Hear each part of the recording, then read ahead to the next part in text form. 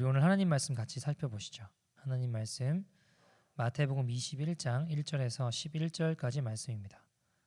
마태복음 21장 1절에서 11절까지 말씀입니다. 우리 한 절씩 교독하도록 하겠습니다. 그들이 예루살렘에 가까이 가서 감난산 벳바게에 이르렀을 때에 예수께서 두 제자를 보내시며 이르시되 너희는 맞은편 마을로 가라. 그리하면 곧 매인 나귀와 나귀 새끼가 함께 있는 것을 보리니 풀어 내게로 끌고 오라. 만일 누가 무슨 말을 하거든 주가 쓰시겠다 하라. 그리하면 즉시 보내리라 하시니 이는 선지자를 통하여 하신 말씀을 이루려 하심이라 일렀으되 시온의 딸에게 이르기를 내 왕이 내게 임하나니 그는 겸손하여 나귀 곧 멍에 매는 짐승의 새끼를 탔도다 하라 하였느니라. 제자들이 가서 예수께서 명하신 대로 하여 나귀와 나귀 새끼를 끌고 와서 자기들의 겉옷을 그 위에 얹음에 예수께서 그 위에 타시니 무리의 대다수는 그들의 겉옷을 길에 펴고 다른 이들은 나뭇가지를 베어 길에 펴고 앞에서 가고 뒤에서 따르는 무리가 소리 높여 이르되 호산나 다윗의 자손이여 찬송하리로다. 주의 이름으로 오시는 이여 가장 높은 곳에서 호산나 하더라. 예수께서 예루살렘에 들어가시니 온 성이 소동하여 이르되 이는 누구냐 하거늘 같이 읽겠습니다. 무리가 이르되 갈릴리 나사렛에서 나온 이 선지자 예수라 하니라. 아멘. 하나님의 말씀입니다. 오늘은 다른 곳에 있어도 같은 곳을 봅니다 라는 제목으로 같이 하나님 말씀 나누려고 합니다. 어떤 목사님이 차가 자가용을 가지고 가기에는 너무 막히는 것 같으셔서 서울은 특히나 더 그러잖아요. 대중교통을 이용하시려고 했습니다. 버스를 타셨대요. 버스를 타서 뒤쪽에 좌석이 있길래 그쪽으로 가려고 가다 보니까 한 가냘픈 엄마가 한 20살 정도 되어 보이는 아들 같아요. 그 큰 아들을 데리고 오셨는데 그 가냘픈 엄마 무릎 위에 그 덩치가 큰 아들이 성인이 된 아들이 앉아 있는 거예요. 야, 진짜 좀 너무했다. 저거는 좀 아니다. 인상이 찌푸려지고 마음이 좀 불편해졌습니다. 근데 가까이 가서 보니까 이 아이가 조금 지적 장애가 있는 것 같았어요. 그런데 그래도 그렇지 어떻게 엄마 앞에 앉거나 뒤에 앉히면 되지. 저 가냘픈 엄마 무릎 위에 앉아서 저 큰 애가 저건 좀 너무했다 이런 생각이 드셨다고 합니다. 근데 그 어머니의 어머니의 시선을 보는 순간 갑자기 내가 그렇게 생각했던 게 굉장히 부끄러우셨대요. 왜냐하면 어머니의 시선은 그 아들을 시종일관 쓰다듬으시면서 사랑한다, 사랑한다, I love you 이야기하며 그 아들을 꽉 끌어안고 있는 모습이었기 때문입니다. 또한 그 아들도 그 어머니의 품 안에 그 사랑을 누리며 행복해 보였습니다. 순간 내 모습이 너무 부끄러웠어요. 세 가지 반응이 나타나는데 첫 번째는 내가 너무 부끄럽다. 내가 너무 부끄럽다. 설명할 수 없는 부끄러움이 일어나기 시작했습니다. 그때부터 고개를 못 들고 숙이는 거예요. 고개를 들었다가는 어머니의 시선과 눈이 마주쳤다가는 너무나 부끄러울 것 같아서 고개를 숙이고 계속 부끄러워했습니다. 두 번째 반응은 눈물이 갑자기 막 설명할 수 없는 눈물이 막 쏟아지는 거예요. 이게 뭐지 하는데 주체할 수 없는 눈물들이 막 이상한 여기가 뭉클뭉클해지면서 감격이 되면서 눈물들이 흘렀다고 합니다. 세 번째는 뭔가 설명할 수 없는 기쁨이 내 안에 일어나기 시작했어요. 그래도 아직 세상은 살만하구나. 깜깜해 보이고 어두워 보였던 세상이 갑자기 좀 밝게 보이기 시작하셨다라고 합니다. 여러분들 왜 불편했던 내 마음이 부끄러워졌나요? 이유가 뭘까요? 내가 바라보는 시선과 어머니가 바라보는 시선이 달랐기 때문입니다. 그죠? 두 사람이 다른 사람을 봤나요? 같은 사람을 봤어요. 그 장애가 있는 아이를 봤는데 내가 바라보는 그 아이를 바라보는 시선과 어머니가 그 아이를 바라보는 시선이 너무 달랐기 때문이죠. 내 시선은 아휴 저 어떡하냐, 저 안타깝다, 아휴 저 어떡하고 사냐. 그런데 어머니의 시선은 한결같은 사랑의 눈동자로 아이를 바라보고 있었기 때문에 이런 다른 반응들이 나타났다는 것이죠. 자, 여러분, 같은 아이를 바라보지만 우리가 바라보는 시선의 차이가 있음을 우리가 알 수 있습니다. 마찬가지로 오늘 본문 보시면 오늘 본문은 우리가 예수님과 사람들의 시선이 굉장히 다르다는 것들을 알 수 있습니다. 오늘 본문 어떤 내용인가요? 종려 주일에 대한 내용이죠. 이 palm tree, 그 종려나무 가지를 들고 사람들이 예수님이 예루살렘에 입성하실 때에 자기의 겉옷을 벗어서 이렇게 그 길 앞에 내려다 놓고 예수님이 덩키를 타고 어린 나귀 새끼를 타고 예루살렘으로 입성하실 때 사람들이 다 자기 겉옷을 벗어서 그 길을 만들었어요. 그리고 이 palm tree, 이 종려나무 가지를 들고 뭐라고 외쳤나요? 호산나 호산나 외치며 그분을 높이고 그분께 영광을 올려드리고 모든 예언을 이루시는 그 장면이죠. 그날을 기념하는 주일이 바로 오늘 내일부터 이루어지는 고난주간에 앞선 종려 주일입니다. 근데 여기서 우리가 예수님과 사람들의 시각 차이를 우리가 볼 수 있어요. 어떤 시각 차이가 이루어지나요? 자, 사람들을 먼저 볼까요? 사람들은 예수님께서 예루살렘으로 입성하실 때 어떻게 했다고 했죠? 막 호산나 호산나 외치면서 난리가 났다고요. 우리를 구원한다고 난리가 났다고요, 여러분. 이제 예수님이 우리를 이 로마의 압제로부터 구원하시는 그 다윗 왕과 같은 위대한 왕이 되실 거야. 이런 마음이었어요. 그래서 환호를 하고 이제 다 일어나서 저분이 예수님이야. 저분이 죽은 사람을 살렸대. 저분이 안진뱅이를 일으켰고 저분이 눈먼 자의 눈을 뜨게 하신 분이야. 저분이 다윗 왕처럼 로마를 쳐부술 거야. 이런 마음으로 그분을 자랑했습니다. 그분을 높여드렸죠. 이게 바로 이 수많은 사람들의 시선이었습니다. 자, 그에 비해 정작 예수님이 바라보신 건 무엇이었을까요? 예수님은요, 예루살렘으로 입성하신다는 그 말이 어떤 의미인지 너무나 잘 알고 계셨습니다. 예루살렘으로 내가 입성했다라고 하는 건 이제 모든 인류의 죄를 짊어지고 십자가에서 죽을 거야. 십자가에서 죽을 거야. 예수님은 예루살렘으로 입성하신다는 것이 자신의 죽음을 의미한다는 걸 너무나 잘 알고 있었습니다. 잠시 후면 지금은 환호하지만 저 수많은 사람들이 나를 향해 배신하고 등을 돌리고 침을 뱉고 조롱하고 손가락질하고 결국엔 십자가에 못 박혀 죽으실 거라는 걸 너무나 잘 알고 계셨어요. 그러나 예수님은 나의 죽음으로 모든 영혼을 구원하는 것이 삶의 목적이었습니다. 예수님의 포커스는 항상 십자가에 가 계셨다는 거예요. 여러분, 예수님은 시종일관 항상 십자가에서 죽으실 것을 이야기해 오셨습니다. 그것이 예수님이 바라보는 것이었습니다. 예수님은 사람들의 인기에 관심이 없으셨어요. 사람들의 찬사를 바라보지 않으셨습니다. 사람들의 칭찬에도 관심이 있으셨나요? 없으셨어요. 오직 영혼을 구원할 그 십자가, 거기에만 관심을 나타내셨다는 것이죠. 자, 여러분, 누가복음 9장에 보시면 이 오병이어 사건이 나옵니다. 보리떡 5개와 물고기 2마리로 5,000명이 넘는 많은 사람들을 먹이는 놀라운 사건이 일어났죠. 자, 그 정도 되면 사람들이 얼마나 많은 이런 영광을 얻을 법하나요? 사람들에게 얼마나 많은 영광을 경험할 법하나요? 근데 이 상황에서 예수님께서 난 대단한 사람이야, 난 정말 엄청난 사람이야, 이렇게 하시는 게 아니라 교만하지 않으시고 곧바로 십자가의 죽음에 대해서 이야기하셨습니다.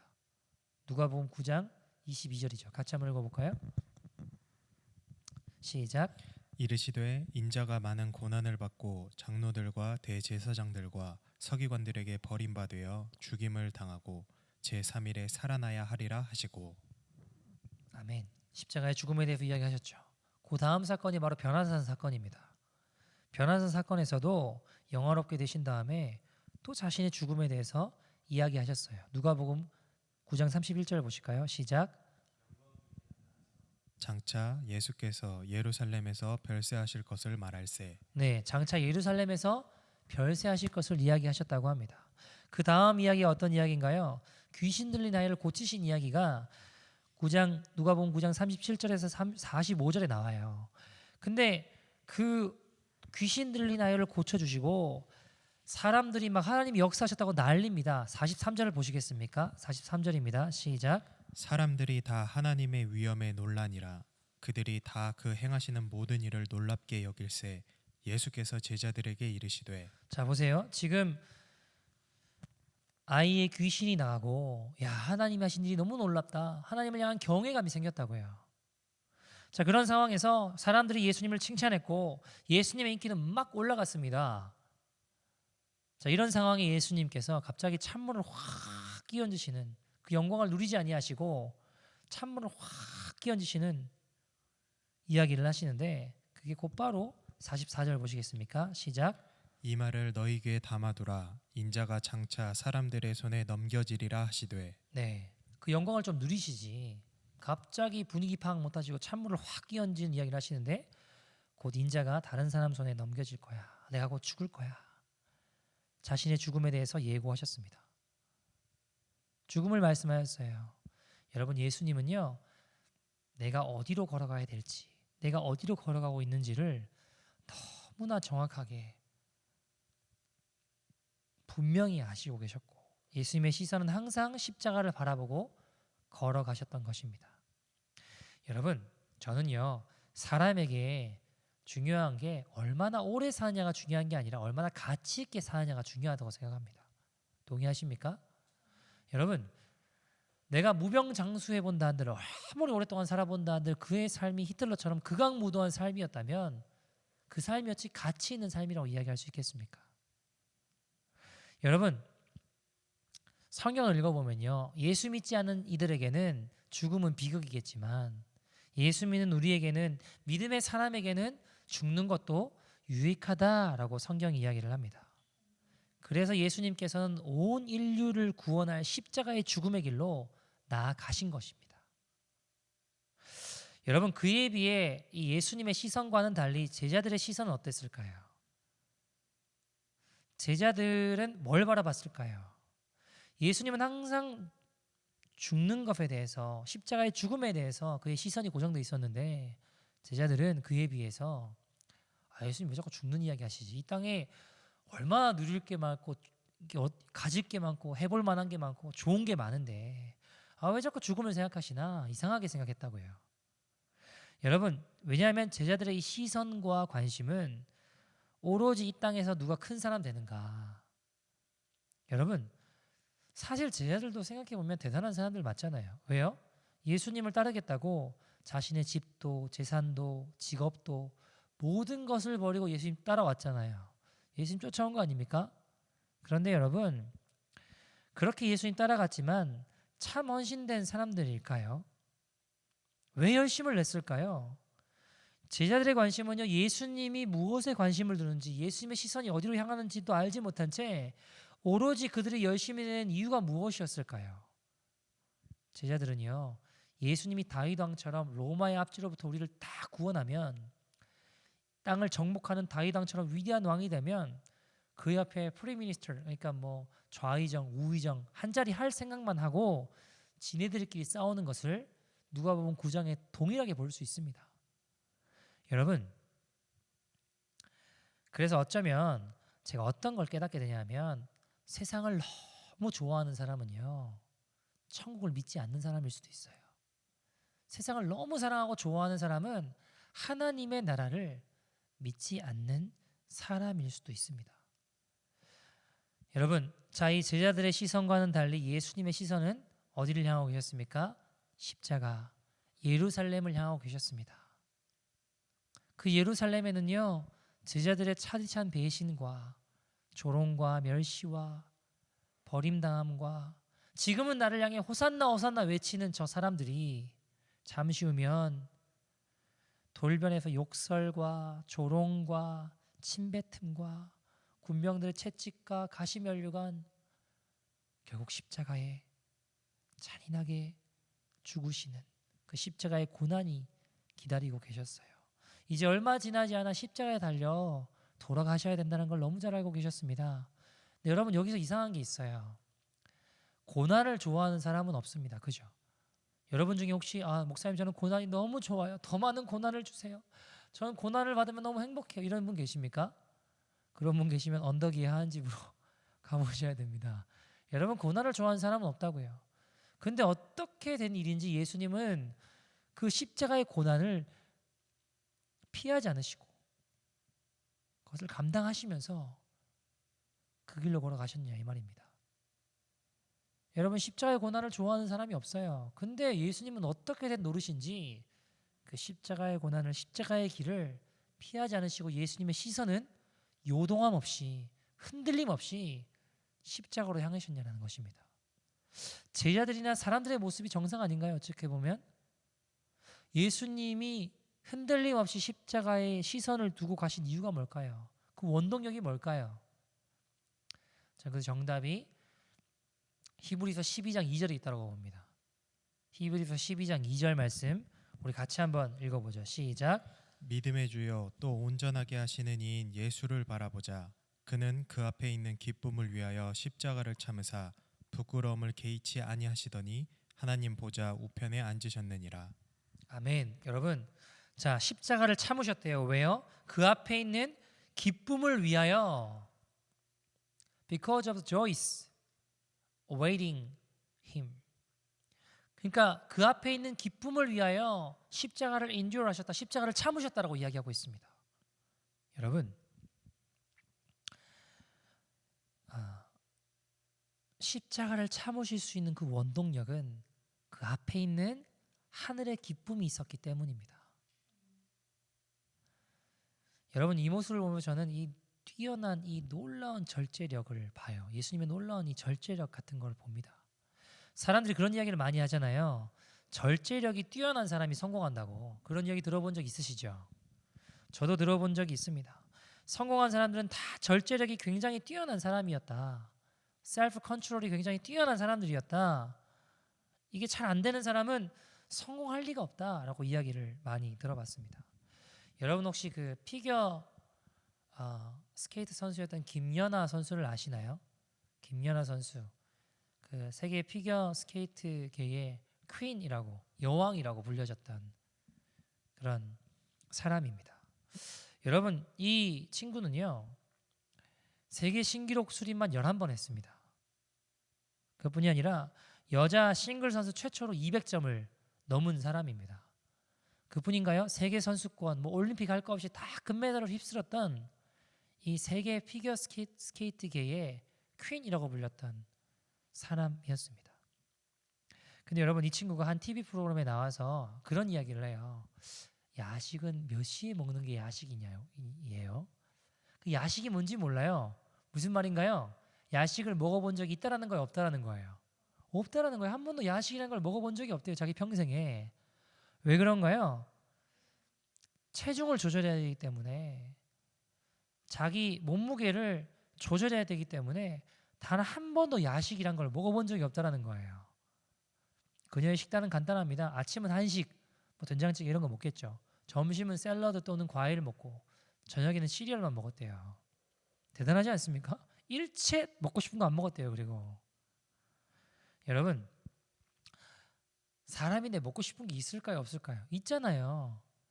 너무 먹고 싶은 게 있으면 인터넷에 사진 찾아가지고 그걸로 대리 만족하면서 꼭 참았대요. 다른 선수들, 다른 아이들은 너무 초콜릿 같은 거 먹고 싶으면 화장실에 들어가가지고 몰래 숨어서 초콜릿 먹고 했대요. 근데 김연아는 단 한 번도 그렇게 단 것 먹으려고 하지 않았다고 합니다. 꼭 참았다고 합니다. 여러분, 이 친구가 피겨스케이트 선수를 얼마나 많이 훈련을 했는지 10대 후반, 20대 초반의 나이였던 이 친구의 발의 나이를 측정해 보니까 40대라는 거예요. 40대. 얼마나 혹독하게 훈련을 했는지 그 발의 나이가 40대였다라고 합니다. 너무 많이 무리한 훈련들로 발이 상했기 때문이죠. 여러분 훈련하다 보면 한계가 있잖아요. 때로는 근육이 막 터질 것 같고 숨이 차오르고 더 이상은 못하겠다. 더 이상은 점프할 수 없다라고 여겨지는 그때에 갑자기 그럴 때마다 이런 소리가 들린대요. 충분히 했다고. 오늘 여기까지 하자고. 다음에 하자고. 이 정도면 됐다고. 그런 소리가 이상하게 들린대요. 그럼 그때마다 포기하지 않고 다시 또 한 번 더 점프를 했다라고 해요. 다시 또 한 번 더 연습을 했다라고 합니다.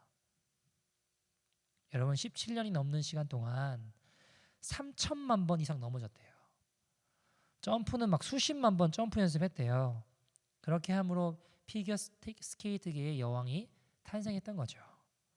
여러분 다른 아이들은 다 먹고 싶은 거 먹고 놀고 싶은 거 놀고 하고 싶은 거 다 하면서 내 마음대로 사는데 김연아는 왜 이렇게 힘들게 살았을까요?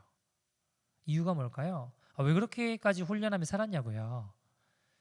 이유가 대체 무엇입니까?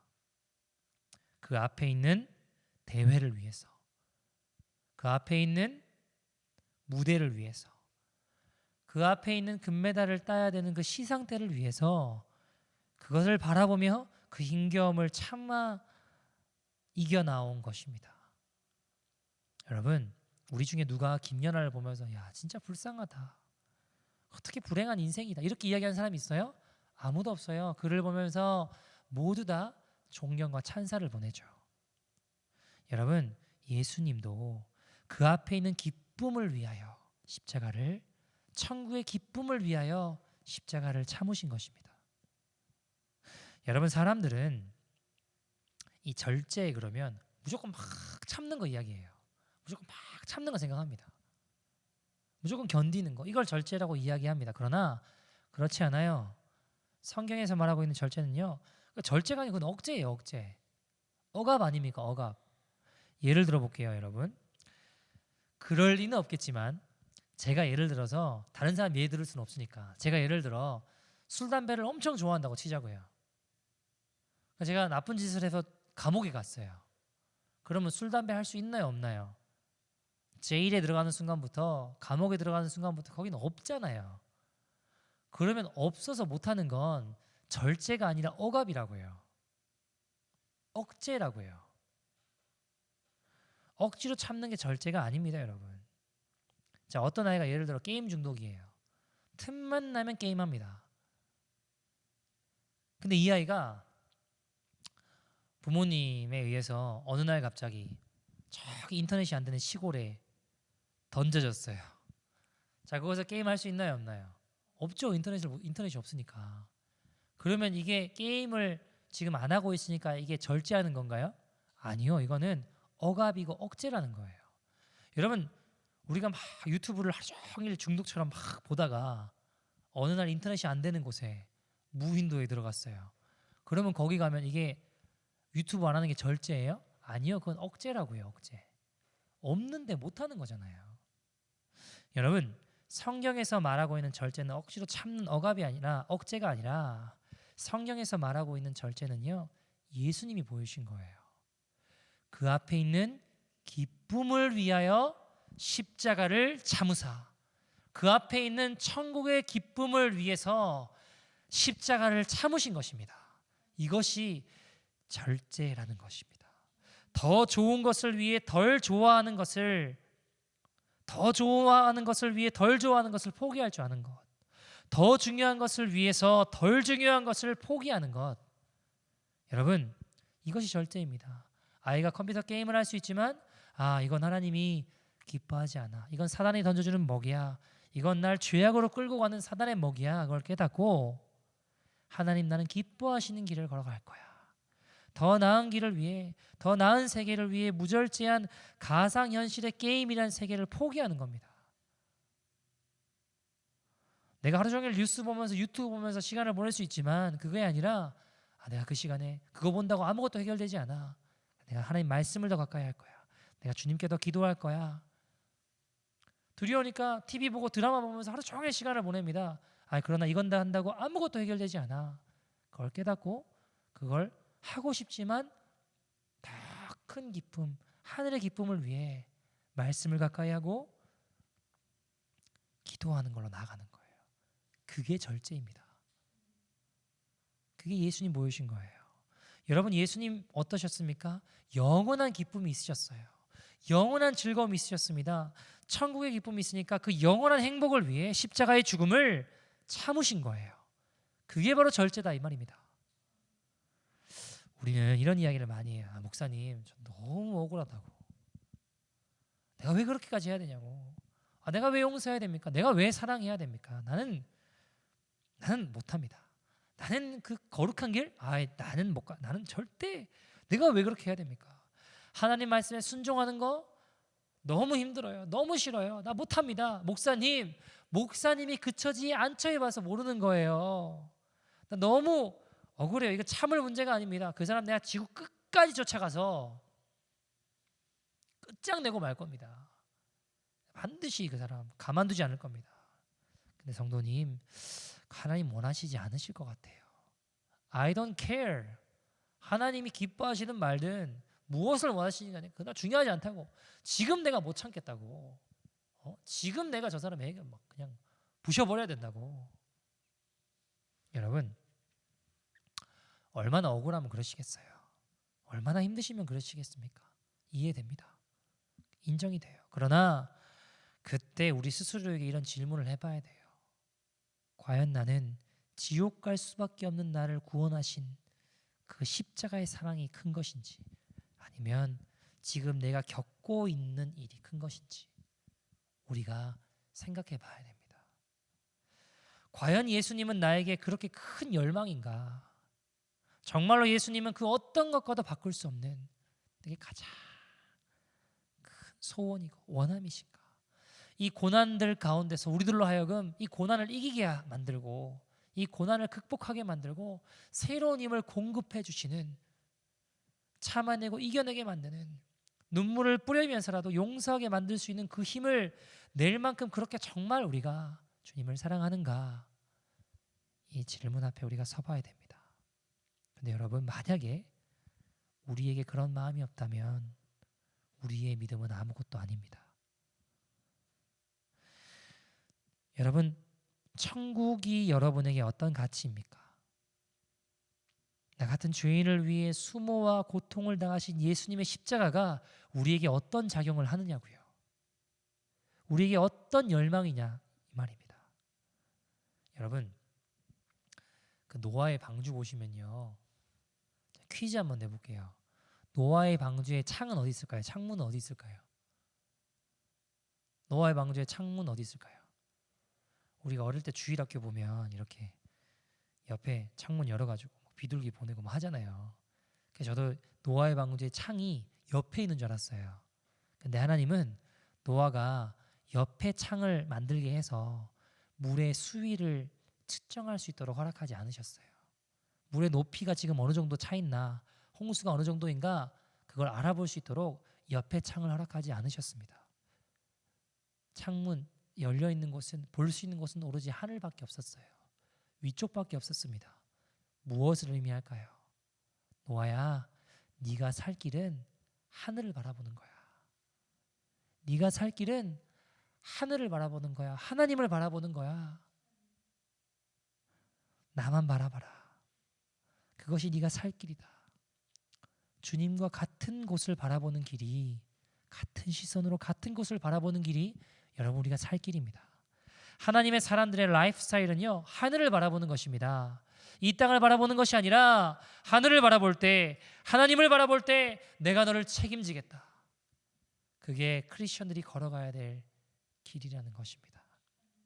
여러분, 오늘 본문에 많은 사람들이 예수님 보고 지금 막 환호하잖아요. 호산나 호산나 난리잖아요. 근데 그에 비해 예수님은 이 땅에 왜 오셨죠? 죽으러 오셨어요.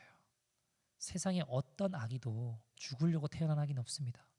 축복받고 잘 살고 이 땅에 이름을 내고 그러려고 다 태어나잖아요. 근데 예수님은요, 죽으러 오셨어요. 여러분, 오늘 본문에 보면 잠시 후면 이제 어떤 일이 일어나죠? 그 지금은 나를 향해서 환호하던 사람들이 다 돌아서서 배신하고 조롱하고 침뱉고 고문과 고통 당하시고 죽으셨습니다.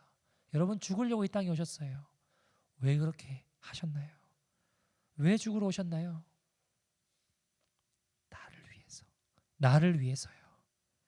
저와 여러분을 위해서. 우리 때문에. 나를 위해 죽으러 오셨습니다.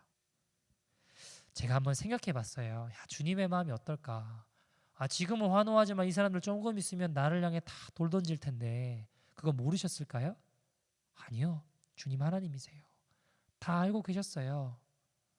근데 저한테는 이게 사실 좀 위로가 되는데요. 왜냐하면 잠시만 있으면 이 사람들 다 내게 존귀와 영광을 돌리던 사람들이 등을 돌리고 배신하고 죽여라고 소리치잖아요. 그 모든 배신을 다 알고 계시는데도 불구하고 우리 주님이 화내셨나요? 화 안 내셨나요? 화 안 내시더라고요. 무슨 말인지 아세요? 너희가 그러고도 인간이냐? 안 그러시더라고요. 여러분, 우리도 마찬가지지 않나라는 생각들을 해봐요. 막 좋을 때는 주님밖에 없다고 감사하다고 주님밖에 없다고 막 외치다가 어려움이 오고 시험이 오고 그러면 얼마나 주님 알게 모르게 우리가 외면하나요? 근데 주님은 그걸 다 하시고도 저와 여러분을 단 한 번도 외면하지 않으셨어요. 단 한 번도 외면하지 않으셨습니다. 내가 그러고도 인간이냐 그러지 않으셨어요. 한결같이 우리를 대해주시고 사랑해주시며 주님 원하시는 그 자리로 나아오기를 원하셨습니다. 그것이 주님의 시선입니다. 사랑하는 여러분, 여러분 혹시 소원 있으세요? 소원. 간절히 죽기 전에 한번 봤으면 좋겠다. 죽기 전에 한번 이뤘으면 좋겠다. 이런 거 있으세요? 어떤 청년은 죽기 전에 100억 모으는 게 소원이라 그러더라고요. 100억. 엄청나게 큰 돈이죠. 상상이 안 되는 돈이죠. 근데 여러분, 제가 곰곰이 생각해 보니까 죽기 전에 그거 가져봐야 죽으면 아무 소용 없잖아요. 죽고 난 다음에 들고 갈 것도 아닌데 그거 모아서 뭐 하겠나 생각이 드는데, 자 어쨌든 100억 모으는 게 소원이래요. 어떤 사람은 차를 좋아하는 어떤 분은 보니까 그 외제차 중에 그 유명한 페라리라는 차가 있대요. 뭔지 잘 모르겠는데 어쨌든 그 차를 한번 가져보는 게 소원이래요. 여러분 어떤 소원이 있으세요? 죽기 전에 내가 꼭 한번 이거 보기 원한다. 죽기 전에 내가 이거 꼭 한번 가지길 원한다. 또는 뭐 죽기 전에 뭐 그 전이라도 꼭 한번 원하는 소원 어떤 거 있으십니까? 여러분, 우리의 시선이 무엇을 향하느냐에 따라서 우리의 원함도 달라지게 되어 있습니다. 우리의 시선이 무엇을 바라보고 살아가느냐에 따라서 우리의 소원과 원함도 달라지기 마련이라는 거예요. 저에게도 소원이 있습니다. 저에게도 간절한 원함이 있습니다. 죽기 전에 꼭 보기를 원하는 게 있어요. 그건 뭐냐면 내 주 예수 그리스도가 열방에 존귀케 되는 거예요. 내 주 예수 그리스도의 이름만 열방의 온 세계에 높임 받으시는 마지막 영적 부흥이요. 캐나다에도 중동에도 우리 북녘 땅에도 시리아에도 이스라엘에도 아프리카에도 내 주 예수 그리스도 이름이 존귀케 되는 그 마지막 놀라운 부흥이요. 그걸 보기를 간절히 소원합니다.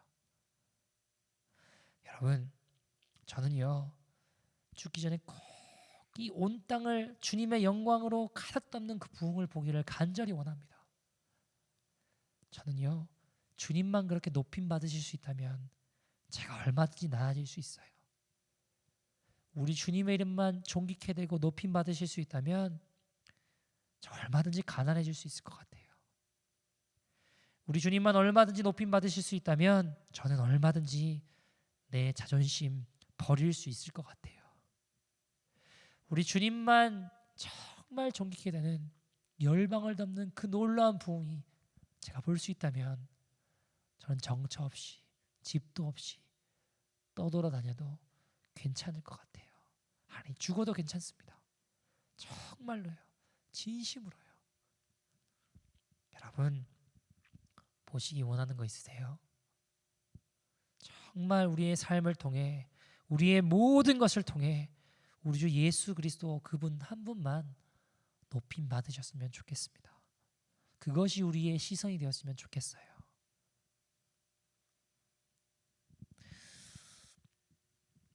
제가 대학교 때요. 학과에 기도 모임을 만들었어요. 근데 학과 기도 모임이 뭐였냐면 소리 모임이었습니다. 소리 모임. 왜 소리 모임이냐? 세례 요한을 보면서 너 누구냐? 너 뭐냐? 그러니까 세례 요한이 뭐라고 해요? 나는 광야에서 외치는 소리다라고 이야기해요. 난 광야에서 외치는 자야라고 이야기하는 게 아니라 광야에서 외치는 소리다라고 이야기를 해요. 이게 무슨 말일까요? 그거를 그 소리를 따서 소리 모임이라고 했는데 이게 무슨 말일까요? 소리의 특징은요. 모양이나 형태가 없어요. 외치고 사라져요. 없어요. 그러니까 예수님만 전하고 주님 오실 길을 예비하고 나타내고 흔적도 없이 사라지는 거예요. 우리는 소리가 되어야 됩니다. 여러분 그래서 빌립보서에 보면 바울의 고백이 뭐라고 하죠? 내가 살든지 죽든지 내 몸에서 누구만 존귀케 되는 거라고요? 그리스도만 존귀케 되는 거예요. 그리스도만 높아졌으면 좋겠다고 이야기합니다. 우리가 교회에서 지금은 다 같이 모일 수 없지만 모이게 되면 모일 때마다 어느 사람 어떤 사람의 이름이 높아지는 게 아니라 예수님만 높임 받으시고 예수님만 존귀케 되고 우리가 가정에서도 어딜 곳이든지 간에 교회에서 모일 때마다 예수님만 높임 받으시고 존귀케 되는 그러니까 주님을 깊이 생각하고 주님께 나아가는 일들만 우리 안에 있기를 소원합니다. 여러분 한 이야기대로 말씀을 좀 마치려고 하는데요. 우리가 제자들의 시선이 아니라 예수님의 시선이 돼서 주님의 영광을 바라보며 천국의 기쁨을 바라보며 십자가의 길을 복음의 길을 걸어가는 저와 여러분 되기를 간절히 소원합니다. 초대교회 때 서머나 교회 지도자였던 폴리캅이라는 사람이 있었습니다. 그는 서머나 교회 감독이었죠. 근데 이 80이 넘은 이 노인이 로마에 잡혀오게 돼요. 지도자니까 교회 지도자니까 화형에 처하게 됩니다. 근데 이 로마 군병들도 80이 넘은 노인이 좀 측은했는지 이렇게 회유를 해요. 안 됐다 싶어서 폴리캅 당신이 단 한 번만 그냥 예수님 입으로 부인하면 우리가 보내주겠다고 살려주겠다고 내보내주겠다고 마음으로 하지 않아도 좋다고 그냥 입으로 한 번만 부인하라고 그러면 내보내주겠다고 살려주겠다고 이야기를 해요. 그때 폴리캅이 이런 이야기를 합니다. 내 평생 80년 평생 동안 우리 주님은 나를 단 한 번도 부인하신 적이 없는데 내가 지금 와서 어찌 주님을 부인한다고 이야기할 수 있겠습니까? 내 몸에 잠깐의 고통을 줄 이 불을 두려워하지 말고 이 불로 나를 겁주려고 하지 말고 하나님을 대적하는 자들에게 예비된 영원한 지옥의 불을 두려워하시기 바랍니다.